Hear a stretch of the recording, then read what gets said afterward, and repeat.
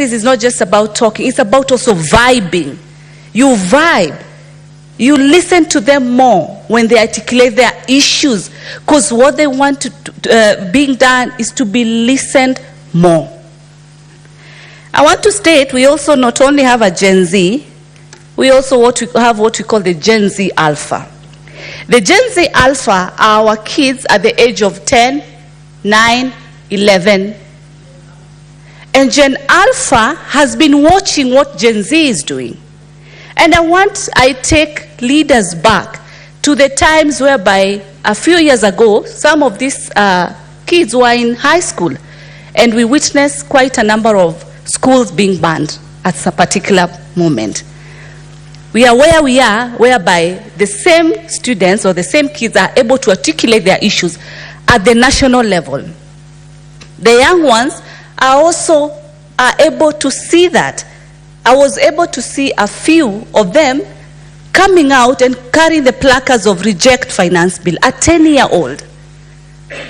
Why? Because they've seen what their elder ones are doing. What am I trying to say this evening? I'm trying to say this is the opportunity to correct already what is out here, so that the younger group does not undergo what the Gen Z is undergoing right now. So that we correct not only for Gen Z, but also for Gen Alpha and Gen Beta. Because these are our kids and we have them. They are smart. So it's the opportunity to be able to correct as far as the whole narrative of Gen Z.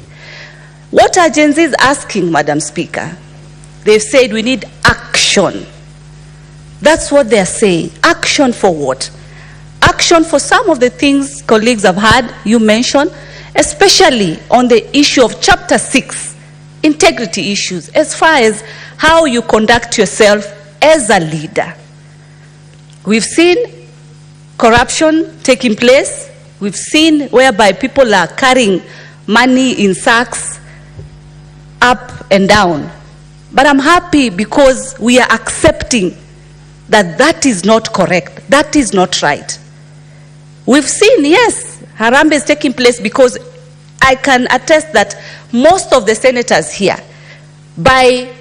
before end of week, they have already shared their Harambee cards for the different institutions. And we try our best to support, even if we are not attending some of them, we try to support.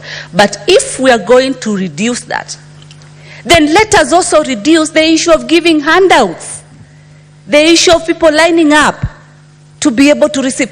I've listened to Gen Zs and they are saying, do you have to do a scandal to be famous so that you can be elected in politics? Why can't we just elect leaders who are able to articulate their issues and be able to show their competence? Instead of how much person X has given you versus how much the other person has given you. We want to equate leadership with monetary value. Then we lose it. Let it be a win-win for both sides, such that we even scrap the issue of lining up to say, this is the handout that I've received from person X, so I'll vote for person X because they have given me more money. We also need to come out of that. Through cleaning these particular systems, we will be giving opportunities for any Kenyan from every corner of this country. Not because of the name that you hold, not because of the money that you have in your pocket, but because of the responsibility of leadership that you can be able to offer. Because that is what is needed, Madam Speaker.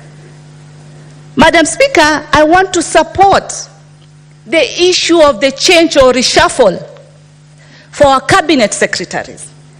There has to be a change, Madam Speaker. Madam Speaker, in this country, we have a minister for youth and sports and culture. Gen Zs have been demonstrating from all corners of this country.